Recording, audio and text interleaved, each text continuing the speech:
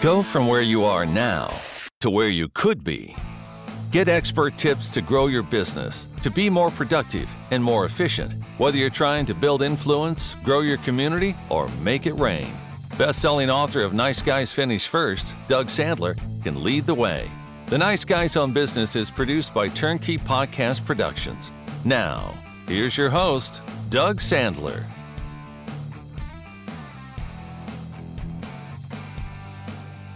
All right, welcome back to the podcast, Nice Guy Community. Meet Matt Andersen. He is the CEO of an award-winning investment bank, best-selling author of Completing the Deal, and the guy who spent decades in the room where big growth decisions actually get made. His upcoming book, Intentional Growth, A Proven Guide to Higher Performance and Better Outcomes for Your Company, dropping October of 2026. So if you're listening to that after that comes out, we're in a time machine here, so it doesn't really matter. Whenever time you listen to, go over to Amazon or wherever. We're going to leave links in the show notes and make sure you check the link there. Anyway, the book tackles a hard truth. Most companies don't struggle with ideas.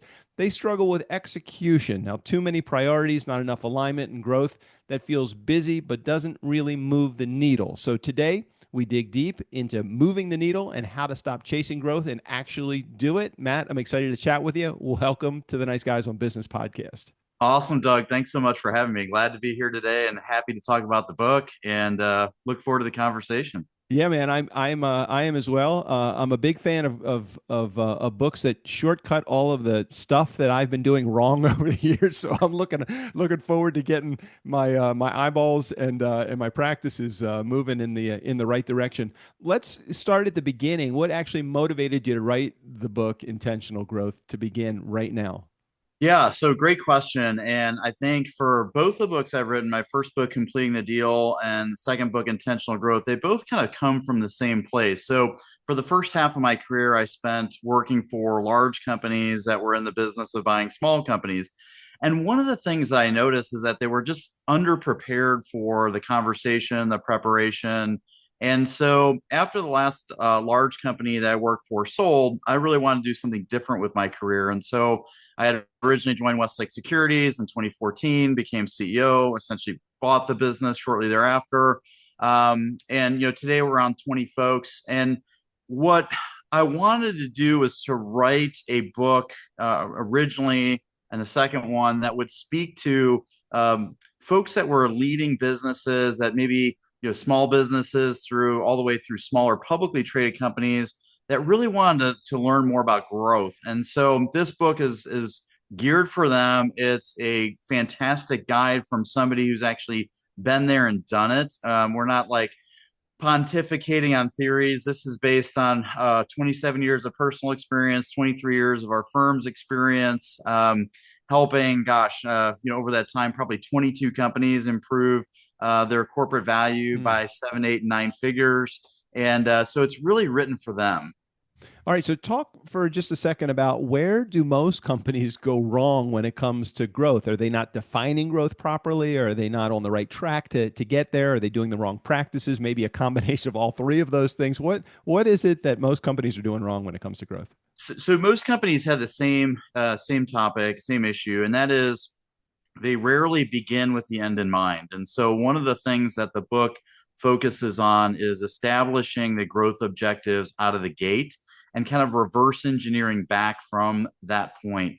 And so one of the things that the book really talks about is, taking a timeline and a dollar amount that is desired to achieve, and then kind of backtracking that. So if somebody's got a smaller business that's maybe doing $1 million in revenue, maybe growth for them is getting to $5 million of revenue within 5 years.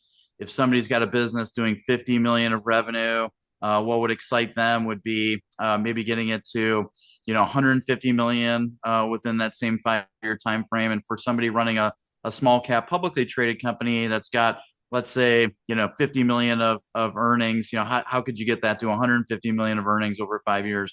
And I think that first step of establishing timeline and financial goals out of the gate, it sounds simple. Most people miss it. And that's the beginning of the end for their growth plan, because they're not anchored in an outcome and a time period. Do you find that, I mean, in today's technology prone world, we are moving at the speed of light. I mean, it's incredible how much things change. And when I heard you say begin with the end in mind, oftentimes I think the challenge, at least for if I use my company as an example, I think about where we started 11 years ago and where we are today, and even things like our core services have changed. How hard is it to stick to, or how much flexibility do you need as you come up with this reverse engineer to be able to pivot or be agile as you go along? Yeah, so that's a great question. The tactics may change, but like the core decision of what you're really after needs to stay intact. And one of the things that we talk about in the book is, you can imagine a ship in the 1800s going from London, trying to get to New York. Look, every day is a new challenge, right? I mean, even kind of navigation, weather, Hmm. supplies, etc. But the goal of getting from London to New York doesn't change. That stays pretty solid. And so our tactics and our day to day we may need to be flexible on, but our end goal and outcome we need to be fairly rigid on.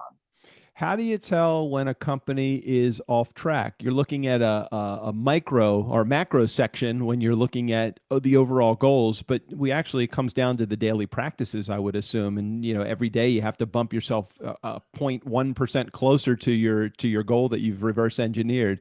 Talk to me about that for a second.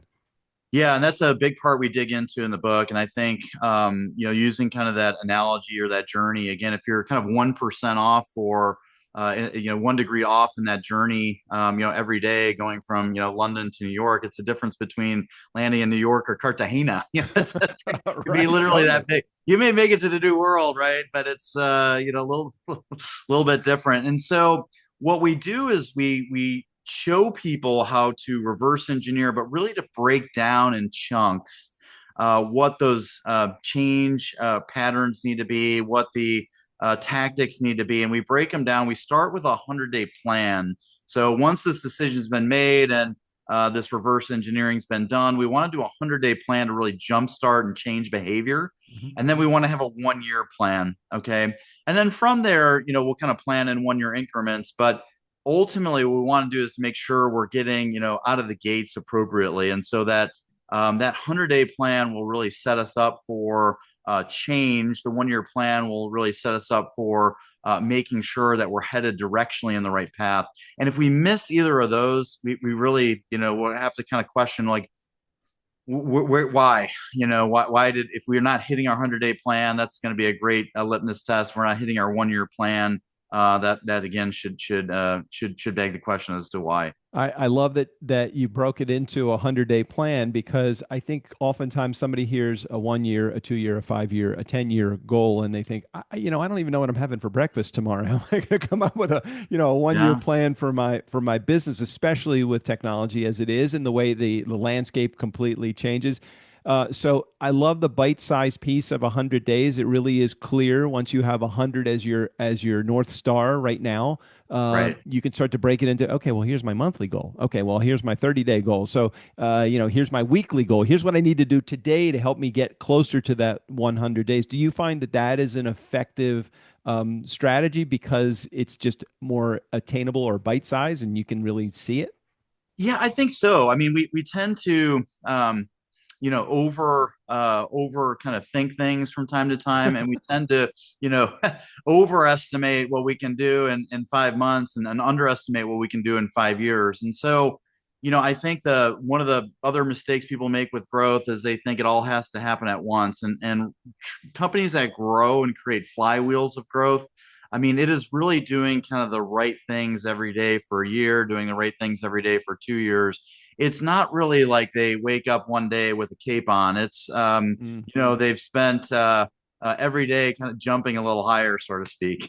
So- So when we talk about these goals and reverse engineering, how it works, oftentimes it's got to come from leadership. You lead by example. That's the best way to teach your team, in the front line or the customer facing portion of your team, how to do the required steps or the necessary steps. What are some of the things that leaders can do to help connect the strategy to actual execution of the strategy? Well, one of the core things to do, and we spend some time, quite a bit of time on this in the book too, is to really kind of map out the overall interest for all stakeholders. So this is going to be leadership team, employees, shareholders, customers, vendor suppliers, to really kind of understand what's important to each one of those groups. And a good growth plan will result in a win win win win win win win in each of those Mm. categories. So if you have a good growth plan, it'll create more opportunity for your employees. If you have a good growth plan, it'll create maybe more equity gains for shareholders and executive management teams. If you have a good growth plan, your customers will be typically better served, and your vendors and suppliers will grow with you. And by growing their own business, they're going to be that much more excited to see you grow. And so that's really kind of where it all starts. And I think leadership really needs to take that mentality of how is this growth plan going to create a win for all the stakeholders. And that's another kind of marquee sign of great growth plans, when your customers are getting more service or more product at a better price, when your vendors are growing with you, when your employees have increasing opportunity and shareholders are benefiting along the way. That is going to be the hallmark of a great plan. And I think that's where we really spend some time kind of mentoring leadership, if you will, through the book on a stakeholder centric growth plan. I love that too, because shareholders, stakeholders alike become the winners in this. If it's a winning environment for everybody, everybody is going to be on board, rowing in the same direction, and that oftentimes is the challenge. You have leadership that has an idea in mind, but they really haven't communicated that effectively to frontline or middle management. Very difficult to get your goals achieved when it's only leadership, because they're steering the ship, but they don't have anybody that's steering with them. They're doing all the work. Yeah, that's correct. And the often the one group that's really overlooked sometimes is the customer. And when you think about like great customers in terms of their growth strategies and plans and what they've done, they're usually the brands that we think of as being the brands that we really enjoy. You think about certain hotel chains or hospitality chains or certain restaurants or certain stores that you go into. And as a from a customer's perspective, you kind of understand why they're winning. Right off the bat, you just kind of get Yeah. it. Yeah. You have that feeling from the use of their product or service. And so that's one area too that we really kind of talk to in the book about making sure that the customer experience is a huge part of the growth plan. Oh, I love that, because every step of the customer journey, when they're getting in contact with the brand, if there's a touch point in there and it pleases the customer, you're going to have brand evangelists that all through this. I think about my experiences with, let's say, I know they're not a sponsor of this show, wish they were, but like Apple Corporation, just the idea behind a lot of things that they do.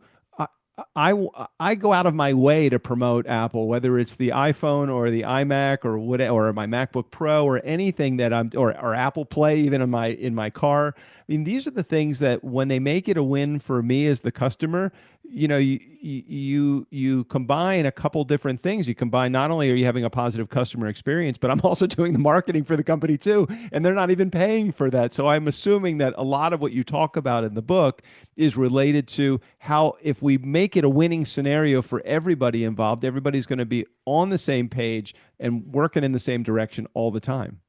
Yeah, that's exactly right. And it's funny you'd say that because Apple is actually one of the examples we There you give. go. I mean, you think about 20 years ago before the iPhone, if I said, hey, Doug, let's go phone shopping together and we're going to spend $1,000 on a phone, you'd Crazy. say, you've lost your mind. You're crazy. What are you talking about? Count me out. Let me know when you're done. And, today, we would go do that and we'd have a blast, and, we'd probably grab lunch afterwards. And so we're willing customers to spend that money because of the quality of the experience. And not only are we willing to spend that on our own, but when you had a young kid, I remember when my kids first got their iPhones, they were 12 and 14 years old, and we're giving them, at the time I think it was an $800 phone. We're giving them an $800 phone, which basically they were leaving in their backpack, sitting on a desk that anybody could take. But you know what? We were so enamored by the brand that we were blinded by that over the cost of it, and it is proven.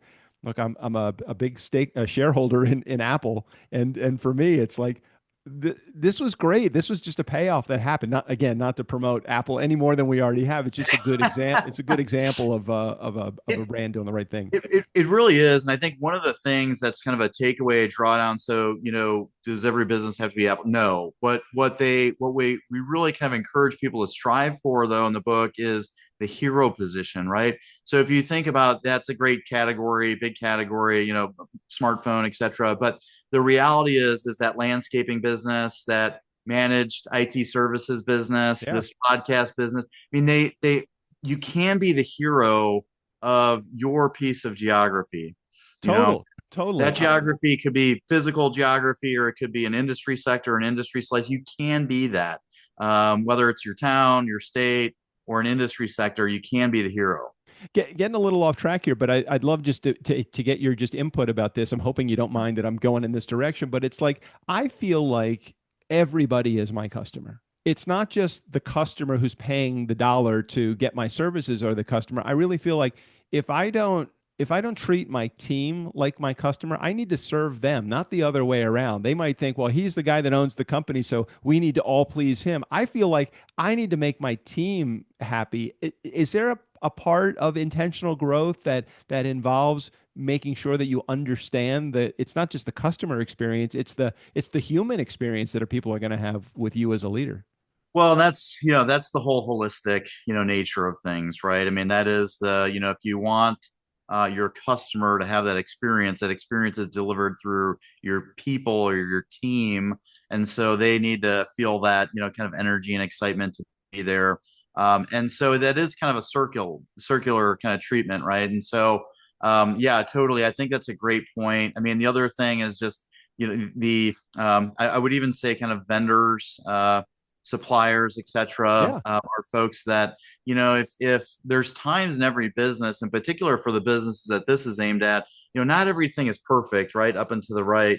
And so when you treat your suppliers and your vendors as partners more so than, browbeating them over every, nickel and dime, we've always seen that for high growth companies, those relationships and having high quality has paid dividends. And obviously, as sometimes companies get larger, maybe there's a temptation to take a little bit of advantage of those relationships. We could probably all think of some large companies that may do that, but for the companies that this is written for, that relationship, that holistic relationship with their team and with vendors and suppliers to their business is so critical. We've seen it time and time again where somebody will go out of their way to make sure that the product or service is delivered to the company that can get re-delivered to their customer. hmm And if there was any sort of break in that relationship, it would have put the company off course in terms of growth. And by having that relationship, it keeps them,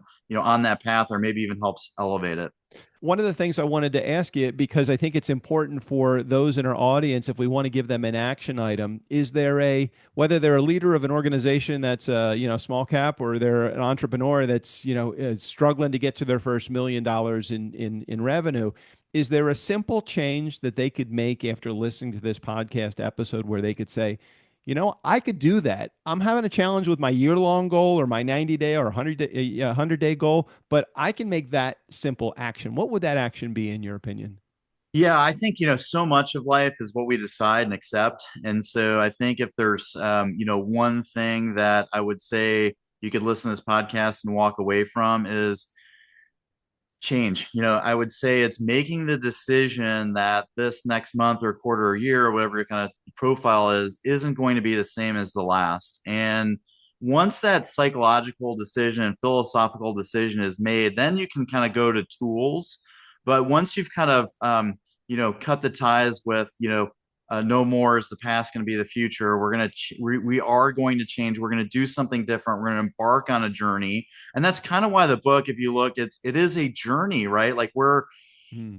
you have to make the decision to venture out. And so once that decision's made, then I think you can kind of look for the tools, tips, strategies, tactics, etc., to go. And then this book will be a great next step. But the first thing I would say is listening to this podcast is making the decision that tomorrow is going to be different than today was. I love And that. from there, you can kind of start planning. One step at a time. That is the way to do it. And my dad always used to say, "You're not going to eat an elephant in one gulp. You're going to do it one bite at a time." So no That's problem. right. No problem with that. That's right. Talk to me about for a quick moment. Is there something that would be considered, let's say, the old way of thinking that someone is doing right now that they need to eliminate? So just as easily as taking an action towards improvement, is there something that they should be dropping from their everyday agenda or maybe their habits that they that could help them?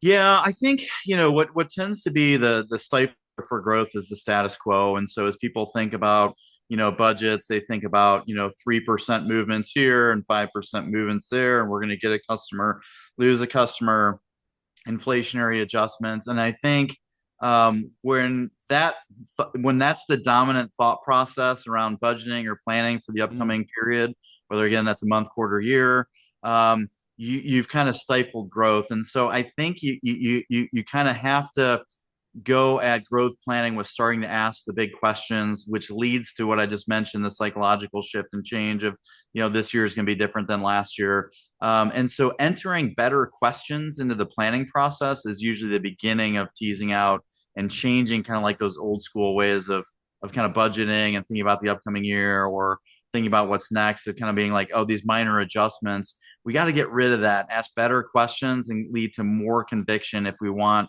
sustainable high growth and better performance. Let's talk about the book for a moment because I'm really curious. At some point, you realized that you probably would be as or more effective reaching the masses with a book than you can one person at a time, coaching or talking to them through the issues. What was that moment where you said, "I need to make a book out of this"? Yeah. So, I just feel like this for me, this has been a bit of a give back journey, in the sense of been very fortunate. I had the chance to work for a couple of publicly traded companies when I was younger. My time as Westlake CEO has been, very blessed and fortunate. And so what I want to do is to take what I think is a practical guide towards growth and put it in the hands of, entrepreneurs, executives, leadership teams, because I think what it does is magnifies the outcome for those entities and those people. And what I will say has been a little bit kind of addicting in a healthy way is, when you go through, like I'll share kind of a quick case study of a Yeah. company that we took in 2017 to today, from having a enterprise value or corporate value of about 15 million to 180 million, or another one I'm thinking of that in 2019 was probably worth 35 million, 36 million, and we had a very large transaction, multi-$100 million transaction with them last year. When you think about the opportunities that's created over time for people, their families, education, charitable organizations, it's really one of those things where I just felt compelled, like if I could share this and give back a bit, and there's other people that use this book to create those opportunities for others and their families, that'd be awesome. And we know that behind every successful business guy or businesswoman is a support team, completely a support team. But I know you have a team that you have at the office, and your team that helps you with marketing and all of that. But let's talk about the team that you have at home, because I think that this is an important thing too. So, talk to me about just how that came together. Hey, hon, I'm about to write a book, and I know because I wrote a book in 2015 it was, so that was 12 years ago now, and I just remember it was an all-encompassing, all-involving, just a huge sacrifice of time, energy, effort. Everything went into it. Talk to me about just support at home for all of this. Well, yeah, so I have a great family support network, wife, son, and daughter. Both are son and daughter in university right now.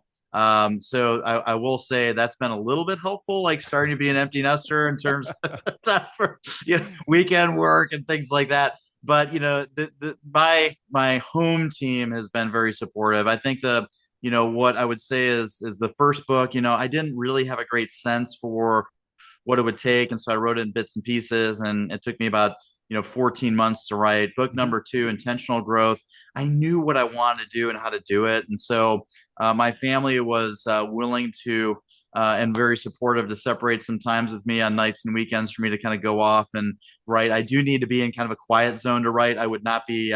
I'm not a coffee shop writer at all. I need to like lock away with no distractions and no kind of phone ringing or interaction. No distractions. I need to be kind of laser focused. But this book I actually wrote in 60 days, at least the first draft, and it's gone through some edits. But that was several kind of Saturday and Sunday mornings, and and finding balance. What I would say for those kind of considering writing that book is that's great. I would really consider, like, when you want the balance, is just get up early and power through it. If you're up at 5 a.m. and you go from 5 to 10 in the morning, number one, those early hours, you're not going to have the distractions if you're like me. Number two is if you're done by 10, and especially if you have teenagers, they're just getting up. Right. So you've missed no family time by and large. Totally get it. Talk about technology for just a second, not in the writing of the book, but just in general. How has technology changed the landscape of everything that you do, whether it's on a daily basis and focus on ChatGPT or whatever your AI of choice is? How has that affected you just in your day to day? So we are an AI forward firm. I'd say we started heavily talking about this 2 years ago, and what has happened the last 2 months has been unbelievable. Like, I would say a year ago, a lot of the AI resources were almost kind of like an enhanced search engine. Right. There were some things kind of going on with it that were kind of cool, and you could see the potential in it. Just like if you remember the the internet, the dial-up, right? Like, you kind of knew it was about as worst as it was ever going to be, and there was something there, but it was still not that great. And I think that's where AI was a year ago. And today, if you look at where AI is, it's unbelievable. I mean, we're doing things that I just didn't even imagine would be possible a year ago, in terms of what our team is able to kind of create, in terms of tools for repetitive tasks, in terms of using agents, and in terms of, like, if just going into the calendar and saying, hey, give me an outlook for my next month in terms of what's ahead, what I should be thinking about, where there's overlaps, where I forgot to book travel, and having all that feedback. It is truly amazing. And so it's changing our world every day a little bit more. And I think for a lot of the companies we work with, one of the things and reasons we need to be kind of forward on that is so that we give them good guidance. We have to lead, and so that we can give good strategies and tactics to others. All right. So as of the recording of this, now we're recording on May 7th of 2026. And again, the book comes out in October of 26, thereabouts. We'll have more information for our Nice Guy community as it comes out. Let's blue sky this for just a second. Let's progress beyond the October published date. You're now in 2027. Blue sky it for me. What is your dream for the book, and what do you hope to accomplish with it coming out to the world? So I really hope it gets in the hands of leaders, entrepreneurs, CEOs, management teams. I really hope it gets in the hands. So we've got some sales goals that are pretty ambitious. I'd like to see us. Last book was a #2 bestseller. I'd love to see this one hit #1. So first of all, I'd love for that to be the case. Number two, just like the first book, my guess is, and my hope is, that second book, Intentional Growth, will lead to speaking opportunities. And so I've had the opportunity to speak all over the world, Italy, Switzerland, London, Canada, coast to coast, US coast to coast, and I really enjoy that. Those times are, again, great opportunities to continue the give back feed. And so I really enjoy the public speaking. And then last but not least is for us and our team, the book is really setting the framework for how we kind of work with companies that want to, go from, 1 million to 10 million, 10 million to 100 million, 100 million to a billion. It really is an intentional framework that we ourselves use. One of the cool things that the book's going to have is at the end of each chapter, it's going to have downloadable forms that people can really use to implement these strategies directly. But for us and the work that we do with our client companies, the book will be a very solid framework for the same thing. Well, I'm hoping as the book comes out, I know that it will do well. I'm hoping that you will be reachable and I'll be able to get you back on the show because I always love to have authors that come on the show before their books come out and then have them come back on the show and talk about the impact that their books have. And sometimes if it's only impact on one person that they've heard of, that's one person that amplifies that message out to the world. So we know you're going to have a greater impact than that, but it's always great to just know what impact your book is having on the world. Well, Doug, save my seat. I'll be back. I love it. I love it. Well, Matt, thank you so much for being here. For those in our community, we're going to put a link in the show notes for the pre-sale on Amazon. If this is beyond the launch date, there may be some other pages that we will insert into the show notes as well. We appreciate you sharing your message and for being here. Thank you, Matt, for sharing everything that you're doing with the world today. Thank you, Doug. Appreciate everyone. Check out Intentional Growth coming out this fall, available for pre-order now. Wow, I could not have said that any better. Matt, thank you so much for sharing that. Nice Guy community, never underestimate the power of nice. Again, special thanks to Matt Andersen. All of his information, including access to the book, right there in the show notes. Steve O'Brien, go ahead and take us out of here. Friday advice and Tuesday interviews with people far more interesting than they are. Fill up your week with the nice guys. Have fun storming the castle.